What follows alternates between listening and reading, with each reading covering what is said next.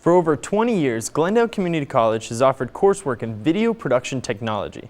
Graduates of this program are successfully employed throughout the industry and can be found working in fields such as Paradise Valley Community College, Cox Communications, Banner Health Hospital, and the Arizona Department of Health Services. Today, the VPT program is part of a new digital arts program at GCC, where students are exposed to video, animation, and design.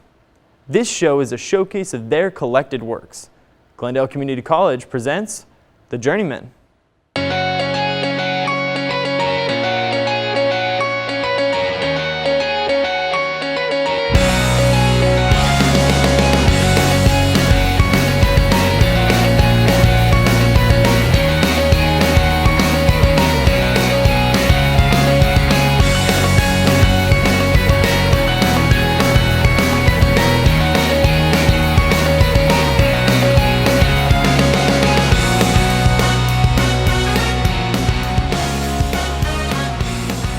Welcome to The Journeymen. I'm your host, Connor Blake. For the next half hour, our students will tell their stories about life on campus, the making of a student film, the Valley's indie music and BMX scene, and finally, life after school, or one student's look at what lies ahead in her chosen field. But first, we begin with a look at life on GCC main campus, or specifically, what happens before students even reach campus. With a student population close to 20,000 students, GCC is one of the largest providers of post-secondary education in the Valley's west side. Being a commuter campus, GCC students face the challenge of a daily commute and parking on campus. Matt Manfredi, Jason Lim, Chad Stover, Colby Jackson, and Mark Streets take a close-up look at this situation in their video, No Parking. If you're a student at Glendale Community College, you've most likely at one point or another had to struggle with finding a reasonable parking space. During the more busy times on campus, finding a parking spot can be a pain, and even put you at risk of being late to class. However, is this really the problem with the parking lots themselves, or poor time management by the students? We interviewed various students and staff members about if they think the parking situation at GCC needs changing and in what ways.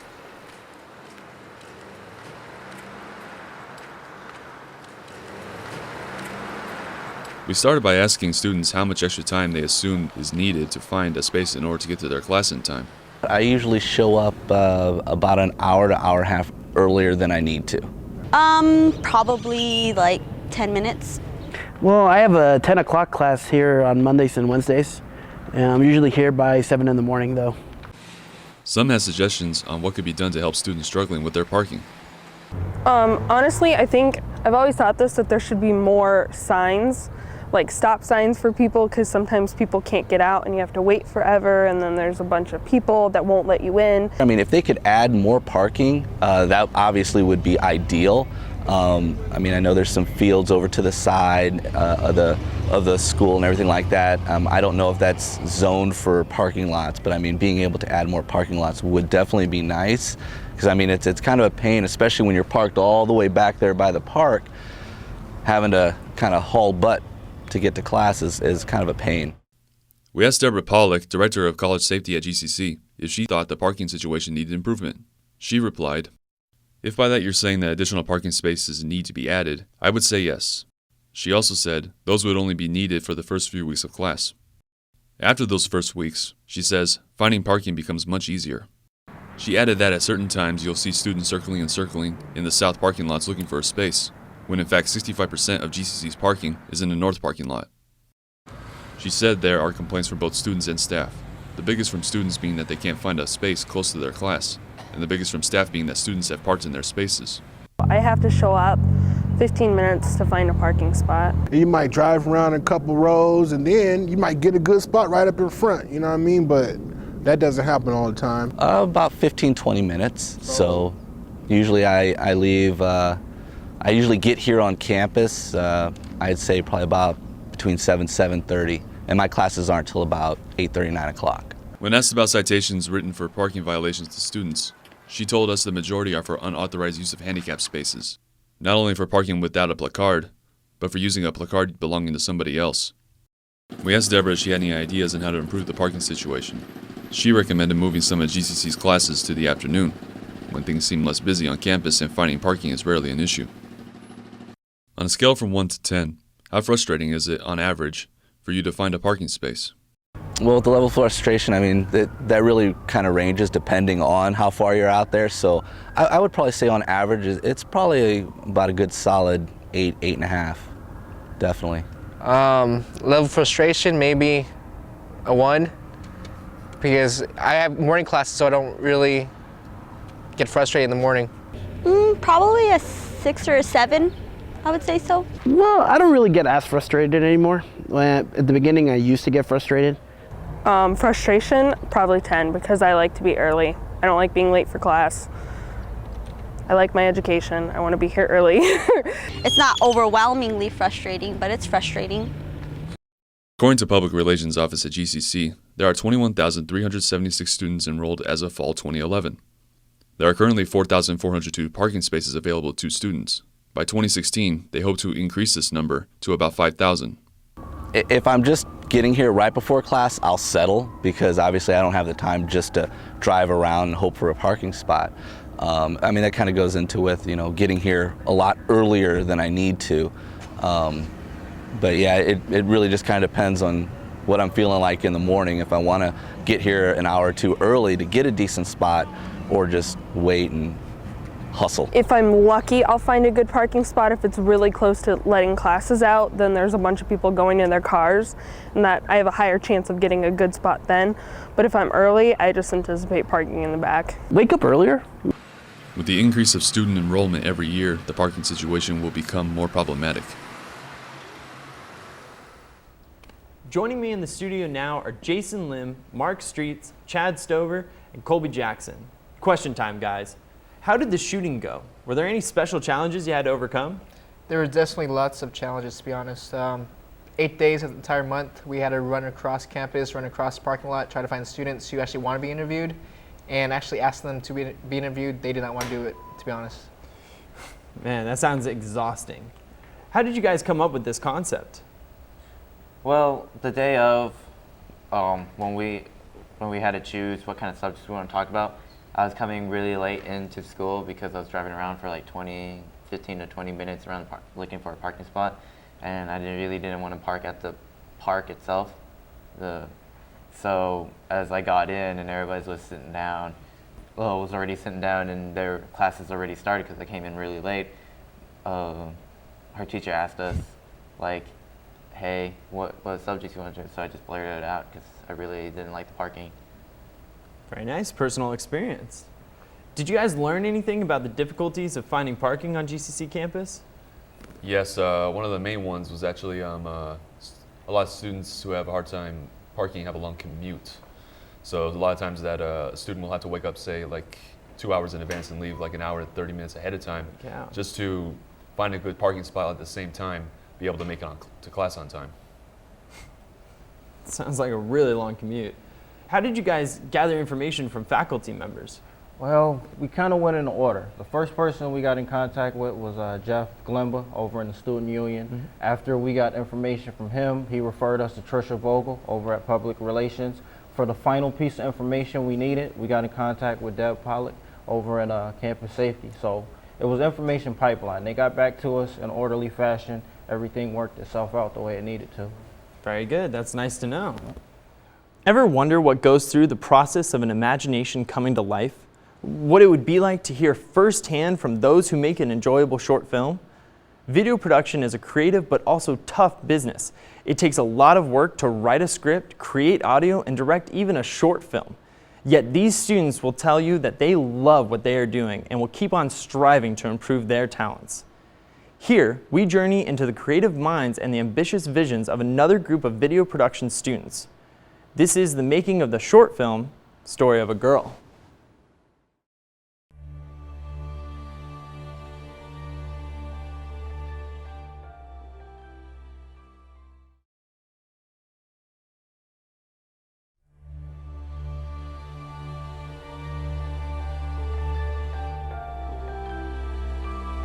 You got 8 days now, Robert. Have you found someone yet? Yeah, I found someone. I don't even know your name. It's Claire. Sorry, my name's Robert. I'm studying for an audio engineering. For a degree, I've hit a snag while making my demo CD for a class. My mom used to sing to me when I was young. You're perfect. I'm not sure. I've been seeing her since I first met her. But why don't you go and find her then? You got free time after all. You can't do any recording while you're in the booth without her, right?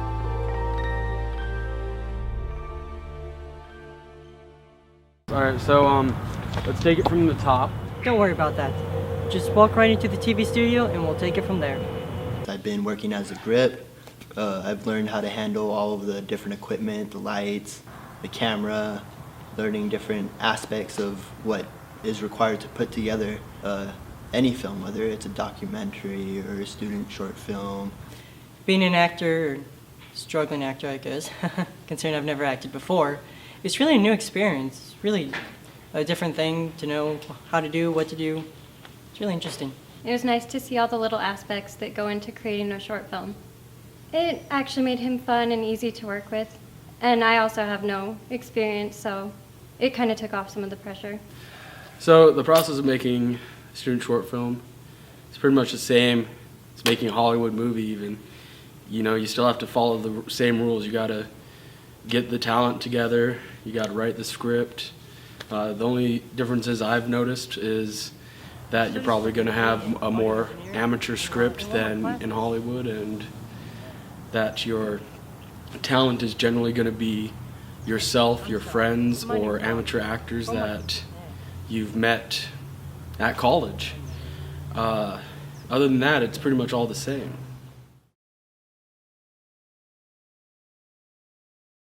Here with me are Adam Lane, Luis Hudobro, Vicente Benitez, and Kyle Grant. How did you guys come up with the name Story of a Girl? Loved just music and movies in general and how they could intertwine, and if I ever would hear a good song, I'd start picturing it as a film, like how the story of the song would play out. And pretty much, you know, one morning I was listening and I heard Three Eye Blind's Story of a Girl, and I thought of it as a film, and then I went and wrote a script for it. So other than that, that's how it went by. Very nice. I'm the same way. When I hear music, I like to think of a movie or a music video. Did you guys come across any challenges documenting the making of a short film while making that short film? I think the greatest challenge that we had was actually scheduling conflicts, and we had a lot of last-minute cancellations. You know, people not showing up, but you know, and it was difficult, you know, getting timing down for, you know, to work on one project while we were actually working on another project as well. So, you know, it's just one of those things. I mean, stuff like that happens, so you just kind of got to roll with the punches. Absolutely. So how long does it take an average short film like Story of a Girl to edit? It's kind of difficult to give an accurate estimate of how long it's going to take to edit, depending on how much film, how long it's going to be, how much material you want, how many cameras you use and such. But generally, like a 5 to 6 minute short film, you might have like an hour or two of footage, just extra footage that you don't use or that you might want. And so generally it might take like up to a week or two to edit, something like that. Wow, a week for a 6 minute short film? Mm-hmm. Man, that's a long time. I don't know if I'd have the patience for that. Just imagine a feature film. Speaking of feature films, how does the cinematography from a short film differ from a feature film? Well, it differs a lot to the sense where short films, you have a little bit, you can work with it. You can have a lot of footage at one time, and you can condense it down. With feature films, it takes more time, more effort, it's just a lot more in depth than what a short film would be. But as you can see, like a lot of short films are better than feature films sometimes. So it just depends on the quality and the. Where can viewers watch the finished version of Story of a Girl? They can watch it on YouTube at youtube.com/BeckinTV, our little production channel there. Okay. I would like to thank you guys for being here today. It was a pleasure sitting down with you. Thank you. Thank you very much. Phoenix is quickly becoming a true hotbed for musicians of all backgrounds. With diverse styles, distinct sounds, and numerous up-and-coming artists making their mark on the local music scene, one local production company has come into the spotlight to showcase the talents of these local acts. Outside the music scene, one of the Valley's best-kept secrets surfaces thanks to our next group. With an interview from the Valley's #1 BMXer and a behind-the-scenes look at the making of a music video, we present The Scoop. Hi, I'm Christopher Cummings. I'm a current student at Glendale Community College. Warhead is a 4-piece band from Chandler, Arizona, consisting of 4 dedicated young musicians. We had the opportunity to bring them into the video studio here at GCC for a music video. Here's a look behind the scenes.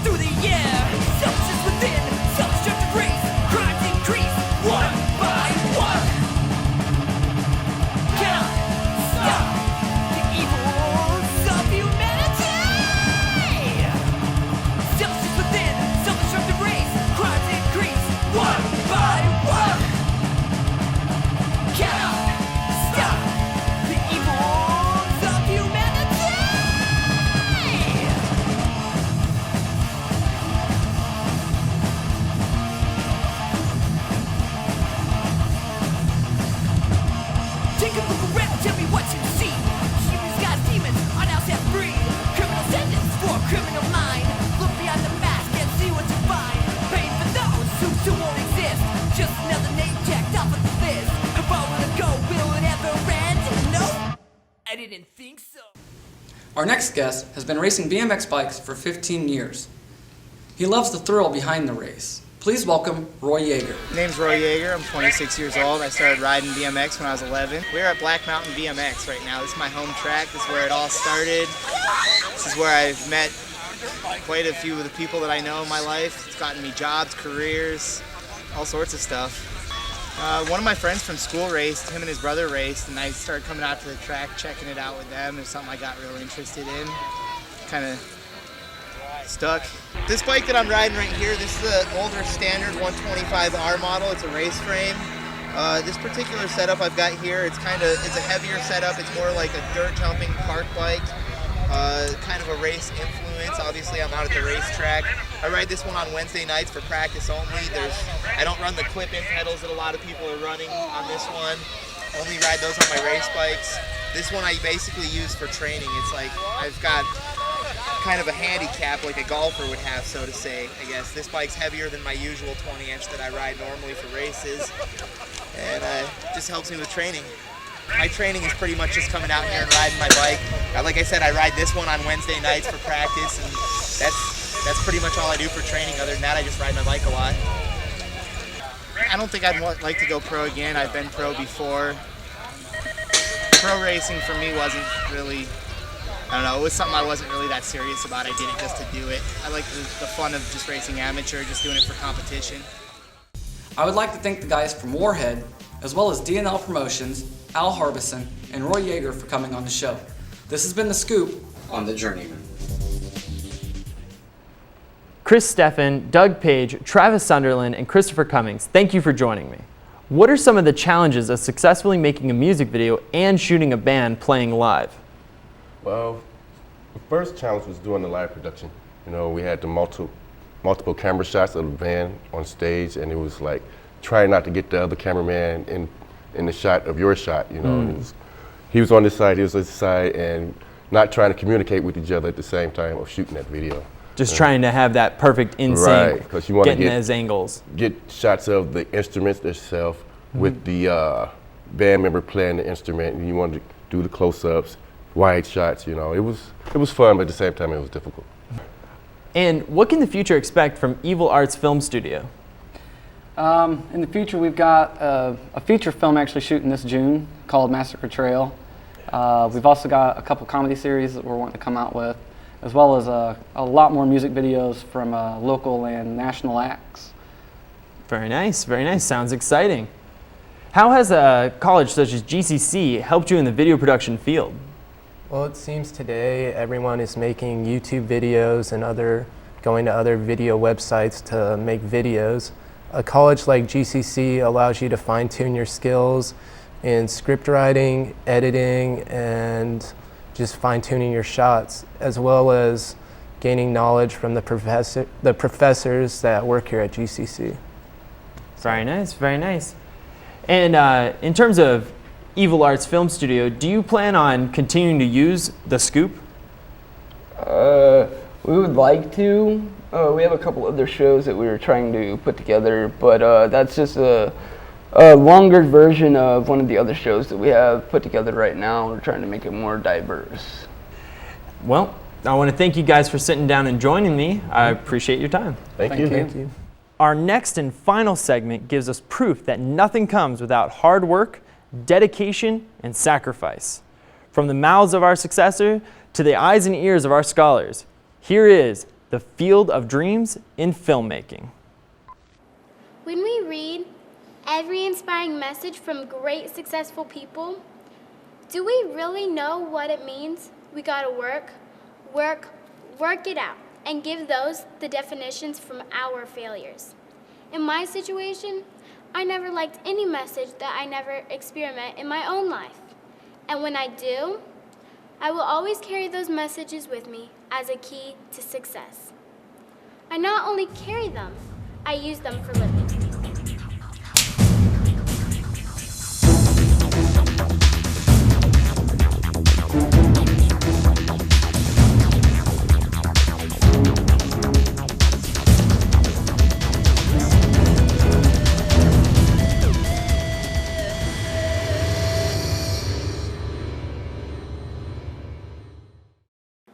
In fact, now more than ever, the opportunity to have a career in the movies, such as a director, producer, cinematographer, camera operator, lighting, audio, sound, and actor, has never been more of a challenge. Most people, including myself going to college, are expecting to find a way to break into film. Still, there are some top questions we want answers to. How do I break into the film industry? What can I expect going to college and my life experiences to achieve my goal? Is going to college really worth it? Does having a college degree guarantee you a job? Let's meet some successful filmmakers, faculty members, and college students and see what they have to say and learn from their experiences trying to break into the film industry. A degree is not going to guarantee any of that. It's all about attitude. It's about passion. Technical perspective. Creative person as far as imagination goes. A little bit of innate ability too. Be able to go out and convert their visions into reality. Be able to sell a product, to sell a story. Be able to take an audience or a viewer on a trip. It takes a good, strong work ethic. But also socially. And you've got to love it. As a fire. There's something burning inside of them to learn this craft, to master this craft. And yeah, you might go to the best film school on the planet and come back the next day and be flipping burgers. You've got to want to do it. So it's all about the person and what they want to do and be. And if you really want to be in film, you'll find a way in. Is college worth it? Absolutely. A degree is not going to hurt anybody. It's kind of your entree. Competition is fierce out there. Everybody's getting college degrees, and if you don't get a college degree, it's a deficit for you. You have a piece of paper that verifies you know what you're talking about. Some people might think it's silly to have that, but the competition is so fierce, you absolutely have to have it. It is a help. A degree opens doors. It won't get you in the door, but it will open the door. And it just tells me something about their character.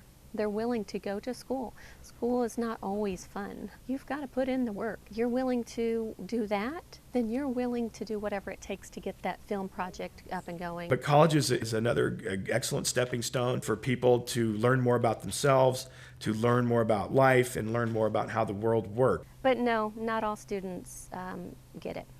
Some think they're going to skate through. They think that it's going to be easy. and fun, and they're going to be famous, and they're going to make a lot of money. The simple fact is, it's hard work. Most people probably go in and say, I'm going to be a famous filmmaker and I've got the passion, but I'm going to do it for money. And I think that's where they crash and burn. I think you do it and it's a life experience and a life journey. And you do it because you love doing it like you love breathing to stay alive. To get that degree, you have demonstrated you're willing, you're trying, you're working at it. Once you can get in the door, now you get the chance to show what you are able and capable of doing. With me from the field of dreams of filmmaking is Chris Rossett-Busby, CC, and Ramzan Mushi to answer a few questions. What was the experience working on this film? Oh, it was awesome. I mean, working with a group that knows a little bit about film, you know, it's an experience to all of us, you know. Your help is unbelievable, and the interviews we got are awesome. I mean, our experience when you're having fun all the way, you know, and I mean, you learn a lot. Very nice. So you had a really good team to work with. Yeah. Very nice. And on the regards of the interviews, was it difficult gathering the interviews from all the different teachers? It is. We not just only interview only professor in this program. We also try to find the successful filmmaker out there, and it takes time to travel to set up the appointment with them because we all have their own job. So just to get the time consuming and to get the crew to go with us, I don't know, it's just like hard, you know, like to make like 10-minute film. It's not just like 10 minutes you spend there and then shoot, but we spend like, you know, an hour, like, you know, like Chris said, we spent almost like 1 week to get this interview done. Oh, wow. Yep. But it definitely showed in this great film. And what is the best advice that you guys can give students at the VPT program that you didn't cover in the video? I like to say teamwork makes the dream work. If you got a tight team, you got a tight ship, you should be getting to where you got to go fast, you know what I mean? It's, camaraderie of different energies, you know what I mean? Some people won't work good together, and some people, is like you say, flow like water, you know? Very nice. All right, well, that's actually all the time that we have, but I want to thank you again, Chris Rossett-Busby, CC, and Ramzan Mushi. Thank you. I hope you've enjoyed this glimpse into the future of Glendale Community College students. They have brought to you the work that they have put in, and it doesn't stop there. Their time, dedication, hard work, and drive will continue to live on through the video production program. I'm your host, Connor Blake, and this has been Journeyman. Until next time, let's see how far you've journeyed. Ladies and gentlemen, I'd like to introduce to you the GCC VPT 206 directing class. Congratulations, you guys. Congratulations. Good job, good job. Very nice. Shaking hands. Good job. Can I get a handshake from you, sir? Thank you. Great job, you guys. Good job. Kyle, nice working with you. I enjoyed that.